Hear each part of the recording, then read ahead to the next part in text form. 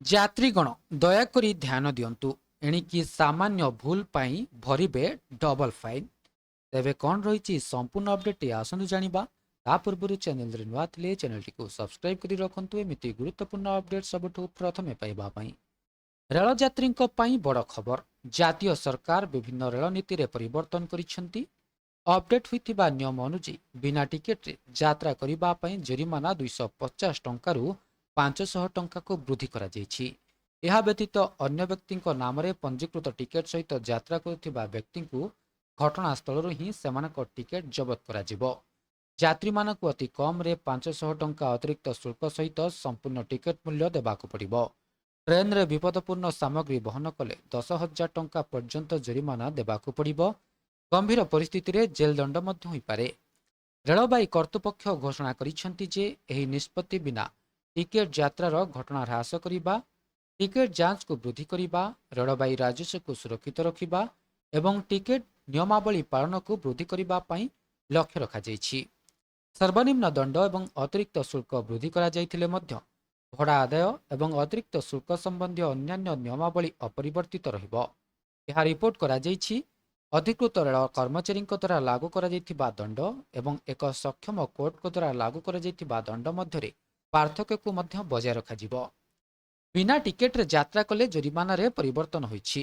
Ticket କିମ୍ବା pass ବିନା ଯାତ୍ରା କରୁଥିବା ବ୍ୟକ୍ତିବିଶେଷଙ୍କ ପାଇଁ ସର୍ବନିମ୍ନ ଜରିମାନା 250 ଟଙ୍କାରୁ 500 ଟଙ୍କାକୁ ବୃଦ୍ଧି କରାଯାଇଛି। ଏହି ନୂଆ ସର୍ବନିମ୍ନ ଜରିମାନା ଠକେଇ ଯାତ୍ରା କ୍ଷେତ୍ରରେ ମଧ୍ୟ ପ୍ରଯୁଜ୍ୟ ହେବ। ଏହି ଅପଡେଟ୍ ନିୟମାବଳୀ ବିନା ଟିକେଟ ଯାତ୍ରା କରୁଥିବା, ଭୁଲ ଟିକେଟ ବ୍ୟବହାର କରୁଥିବା କିମ୍ବା ନିର୍ଦ୍ଧାରିତ ଦୂରତା ଅତିକ୍ରମ କରୁଥିବା ଯାତ୍ରୀମାନଙ୍କୁ କଭର କରେ।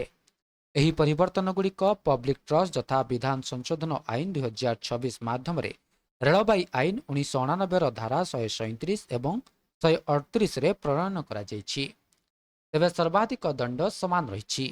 କ୍ଷମତାପ୍ରାପ୍ତ ଅଦାଲତ ଦ୍ୱାରା ନିର୍ଦ୍ଧାରିତ 6 ମାସ ପର୍ଯ୍ୟନ୍ତ ଜେଲ୍ ଦଣ୍ଡ, 1,000 ଟଙ୍କା ପର୍ଯ୍ୟନ୍ତ ଜରିମାନା କିମ୍ବା ଉଭୟ ହୋଇପାରେ। ସଂଶୋଧିତ ନିୟମାବଳୀ ଦଣ୍ଡ ଏବଂ ଜରିମାନା ମଧ୍ୟରେ ପାର୍ଥକ୍ୟ ବଜାୟ ରଖେ।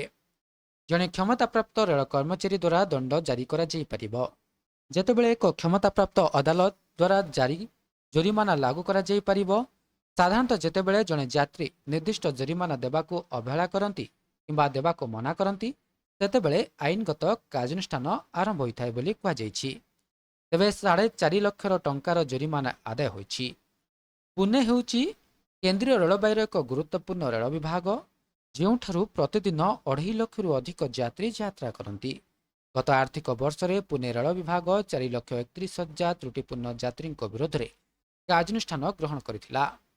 ସେମାନେ 27 କୋଟି 14 ଲକ୍ଷ ଟଙ୍କା ଜରିମାନା ଆଦାୟ କରିଥିଲେ, ଯେତେବେଳେ କେନ୍ଦ୍ରୀୟ ରେଳ ବିଭାଗ 38 ଲକ୍ଷରୁ ଅଧିକ ତ୍ରୁଟିପୂର୍ଣ୍ଣ ଯାତ୍ରୀଙ୍କୁ ଧରି ସେମାନଙ୍କଠାରୁ 2 କୋଟି 25 ଲକ୍ଷରୁ ଅଧିକ ଟଙ୍କା ଜରିମାନା ଆଦାୟ କରିଥିଲା। ତ୍ରୁଟିପୂର୍ଣ୍ଣ ଯାତ୍ରୀମାନଙ୍କୁ ରୋକିବା ପାଇଁ ରେଳ ବିଭାଗ ଏବେ ଜରିମାନାକୁ ଦ୍ୱିଗୁଣିତ କରିଛି। ପୁନେ ରେଳ ବିଭାଗ ନୂଆ ବ୍ୟବସ୍ଥା ଅନୁଯାୟୀ 515ଟି ମାମଲା ପଞ୍ଜୀକୃତ କରି 4,50,000 ଟଙ୍କା ଜରିମାନା ଆଦାୟ କରିଛି ବୋଲି ଖବର ମିଳିଛି। ଏବେ ଏହା ଥିଲା ସମ୍ପୂର୍ଣ୍ଣ ଅପଡେଟ୍ଟି। ଭିଡ଼ିଓଟି ଭଲ ଲାଗିଥିଲେ ଭିଡ଼ିଓଟିକୁ ଲାଇକ୍ କରନ୍ତୁ, ସେୟାର କରନ୍ତୁ ଏବଂ ଚ୍ୟାନେଲଟିକୁ ସବସ୍କ୍ରାଇବ୍ କରିବା ପାଇଁ ଭୁଲନ୍ତୁ ନାହିଁ।